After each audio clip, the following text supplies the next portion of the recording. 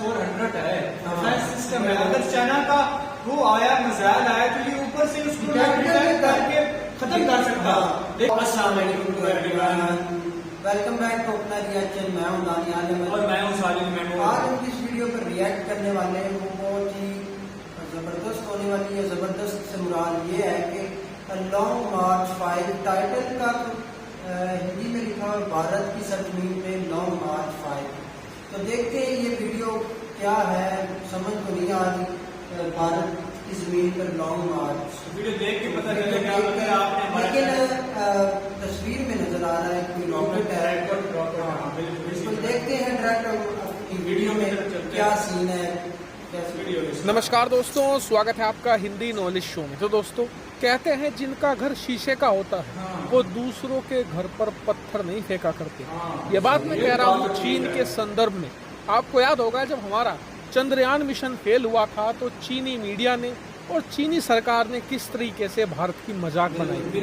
नहीं, हाल ही में जब ब्रह्मोस मिसाइल पाकिस्तान के अंदर जा गिरी थी तब भी चीनी मीडिया ने कोई कसर नहीं छोड़ी थी भारत की मजाक बनाने में और भारत की मिसाइलों के बारे में उल्टा सीधा बोलने में। लेकिन अब से कुछ घंटे पहले जो हुआ है उससे चीन और चीनी सरकार बहुत बुरी तरीके से फंस चुके हैं। दरअसल आप स्क्रीन पर ये वीडियो देखिए, ये आप में से भी कई लोगों ने मुझे भेजा और सोशल मीडिया पर ये खूब वायरल हो रहा है। कई लोगों ने ये कहा कि ये एक मीटियोर शावर है, यानी कि उल्कापिंडों की बारिश।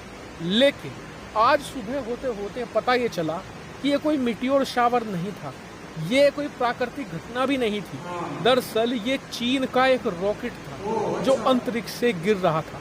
और ये गिरा कहाँ है? तो ये महाराष्ट्र में नासिक के आसपास कई इलाकों में टुकड़ों में टूट टूट कर गिरा है। और कई जगह तो हालात ये थी कि जो इस रॉकेट के टुकड़े थे वो आबादी के बेहद ही करीब जाकर गिरे हैं। अगर 100 मीटर इधर या उधर जाकर ये गिरते तो किसी न किसी गांव पर गिरते जहां पर भारी जान माल का नुकसान भी हो सकता था। और ये रॉकेट था कौन सा? तो बताया जा रहा है कि ये चाइना का लॉन्ग मार्च 5B रॉकेट है। आप में से कई लोगों को याद आ गया होगा कि अब से मात्र कुछ महीने पहले ही भारत के करीब मालदीव में भी एक ऐसा ही लॉन्ग मार्च 5B रॉकेट चाइना का क्रैश हो चुका है। जी हाँ, अब दूसरा रॉकेट सीधा भारत की सरजमी पर आकर गिरा है। वही बात करें चीन की तो उसने इस मामले पर फिलहाल चुप्पी साध ली है, क्योंकि उसे पता है कि पूरी दुनिया में इस घटना को लेकर उसकी खूब बेइज्जती हो रही है, खूब छीछा लेदर की जा रही है। ऐसे में इस मामले पर जितना ज़्यादा वो बोलेगा ये मामला उतना ही तूल पकड़ेगा। ऐसे में चीनी मीडिया भी और चीनी सरकार चुप बैठ गई है। बात करें भारत सरकार की तो हम अभी इस मामले की जाँच कर रहे हैं। जितने भी ये टुकड़े गिरे हैं अलग अलग जगहों पर, इन्हें इकट्ठा किया जा रहा है और फिर आइडेंटिफाई किया जा रहा है और फिर सबूतों के साथ भारत इस पूरे मामले को दुनिया के सामने रखेगा। और ये बहुत ही जरूरी और गंभीर मामला भी है। क्यों? क्योंकि आज ये रॉकेट के जो टुकड़े हैं किसी और के गांव पर गिरे हैं, कल को आपके या मेरे घर पर भी आकर गिर सकते हैं। इसका कारण ये है कि चीन लगातार हर कुछ महीने बाद इस लॉन्ग मार्च 5 रॉकेट के असुरक्षित लॉन्च कर रहा है। ये रॉकेट पूरी तरीके से बेकार है, लेकिन चीन इसे बार बार लॉन्च क्यों करता है? क्योंकि उसके पास ऑप्शन नहीं है। चीन ने इस रॉकेट पर अरबों डॉलर पानी की तरह बहाए हैं और इसीलिए बार बार फेल होने के बावजूद भी चीन इससे ही अपनी सैटेलाइट और अपनी दूसरे इक्विपमेंट अंतरिक्ष में भेज रहा है बहुत ही असुरक्षित तरीके से और पूरी दुनिया के अलग अलग देशों में रहने वाले अलग अलग लोगों की जान से खिलवाड़ कर रहा है। और आप खुद सोचिए इससे भारत को कितना खतरा है। पहला जो क्रैश हुआ अब से कुछ महीने पहले वो भारत के करीब मालदीव में आकर गिरा। दूसरा क्रैश तो खुद भारत की जमीन पर आकर गिरा है और तीसरा क्रैश कोई बड़ी बात नहीं होगी कि दिल्ली पर या भारत के किसी मुंबई या फिर बेंगलोर जैसे बड़े शहर पर आकर गिर जाए और भारत को जान माल का नुकसान हो। हालांकि आप में से कई लोग कहेंगे कि भारत के पास डिफेंस सिस्टम भी है, एंटी सैटेलाइट सिस्टम भी मौजूद है, जिससे कि हम इस रॉकेट को अंतरिक्ष में मारकर गिरा सकते हैं। तो हमने ऐसा क्यों नहीं किया?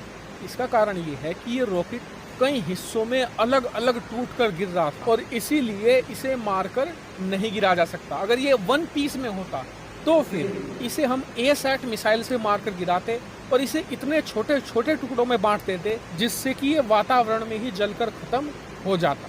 ऐसे में वो काम तो संभव नहीं था, लेकिन एक काम संभव है कि चीन को इसके लिए जिम्मेदार ठहराया जाना चाहिए और उससे जवाब मांगे जाने चाहिए। हालांकि इस पूरे मामले पर आपका क्या विचार है कमेंट करके बताइएगा। फिलहाल इस वीडियो में इतना ही। Thank you very much for watching video. Video ही खत्म यार, बहुत ही बुरा हुआ। साथ हम देखें कि एक दफा होती है, 2 दफा, 3 दफा, लेकिन बार बार इंडिया में क्यों गिर रहा है? बिल्कुल आप देखें, पहले साथ मालदीव है, इंडिया के साथ उधर गिरा, दूसरी दफा क्या कहते हैं इंडिया की अपनी सरजमीन में गिरा, लेकिन बहुत ही ये बचाव हो गया कि वो पार्ट में गिरा। लेकिन खुदा न खास्ता अगर किसी बड़े मुल्क में शहर में गिर जाता तो लेकिन अब देखें यार, ये गलती तो यार ये गलती है यार, मुझे एक बात की समझ नहीं लग रही। अब ये चाइना बात नहीं कहेगा कोई टेक्नोलॉजी गलती होगी यार, इसकी वजह से मिसाइल होगा।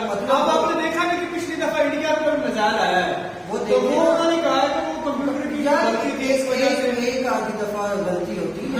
ये तो तीसरी दफा मेरा ख्याल यही है कि अब इंडिया इसका जवाब देगा कोई रिसर्च भी अपने आप में कुछ ना कुछ सुपर पावर है, सिस्टम है उनका बहुत ज्यादा, उनके दरमियान क्राइसिस भी चल रहे हैं और इंडिया ऐसे ही नहीं जाएगा। इंडिया अब सारे एविडेंस कलेक्ट करेगा, कलेक्ट करके वो क्या करते हैं कि फिर इसका दिफा करेगा। अच्छा, मुझे एक बात, अच्छा मसले को उठाएगा। बिल्कुल ये बात है। अच्छा, एक बात ये भी है, इंडिया के पास इतना बड़ा S-400 है, डिफेंस सिस्टम है। अगर चाइना का वो आया मिसाइल आया तो ये ऊपर से उसको डिटेक्ट करके खत्म कर सकता। लेकिन मुझे ये थोड़ी मैं कंफ्यूज हूँ इस बात से, क्योंकि चाइना भी एक सुपर पावर है, उसे भी पता है कि S-400 जो है चाइना इंडिया के पास है, इंडिया के पास है। अगर हम इस तरह करें, अगर ये उनकी गलती से आया है या मुझे तो लग रहा है कि उन्होंने खुद छोड़ा है, उन्होंने इस तरह टुकड़े करके छोड़ा ताकि अगर एक ही होता तो उसको देखें। और दूसरी पता है चाइना क्यों बोला, सारी बात है चाइना की बेइज्जती है। बिल्कुल, क्योंकि जो चाइना कहता है कि मैं सुपर पावर होने का दावा करता है, तो इस तरह की गलतियां करता है या जानबूझ के भी कर रहा है, तो उसकी जो है ना क्या कहते हैं रेपुटेशन, ये खराब हो गई। बिल्कुल। अब आपने देखा नहीं कि इस रॉकेट पे उन्होंने कितने डॉलर लगाए हैं। अब देखें इसी के जरिए वो लगता है वो क्या कहते हैं, चुनती जो है ना वो नीचे गिर के आखिरकार वो अपनी मंजिल पर पहुंच जाती है। तजर्बे कर करके ना आखिरकार इन्होंने ये रॉकेट बना ही लेना है। जब इनका गलती से अपने मुल्क में गिरा ना, फिर ये बनाएंगे, लेकिन फिर इन्हें एहसास भी होगा। इंडिया सतह पे जरूर ले जाएगा। बिल्कुल, हाँ ये बात तो है। अगर उन्होंने सॉरी कर ली तो फिर यार सॉरी भी कर ली, 1-2 दफा होता है, इस तरह तो नहीं होता यार। लेकिन ये निजाम बहुत खराब है और इंडिया जाएगा जरूर, क्योंकि नहीं ये बात है ना, अगर उनसे कोई गलती से हो गया हो तो मानने तो पड़ेगा ना यार, एक आधी दफा। अच्छा, गलती भी होगी अगर उन्होंने, लेकिन मैं समझता हूँ कि चाइना इंडिया को जाना चाहिए, बिल्कुल करना चाहिए, क्योंकि एक दुश्मन मुल्क के अंदर वो रॉकेट गिरा है, कोई ना कोई तो उसका खतरा तो होगा ना। कितनी दफा बर्दाश्त करेंगे इसको। तो वीडियो इधर ही थी, इसी के साथ हम इधर ही वीडियो को बंद। तो आप हमें बताइएगा कमेंट्स के जरिए कि आप जो लोग हैं वो इसका क्या दिफा करेंगे, इसको क्या करेंगे, कमेंट्स के जरिए जरूर बताइएगा। तो हमें जल्द फिर मिलेंगे नई वीडियो के साथ। ओके, खुदा हाफिज।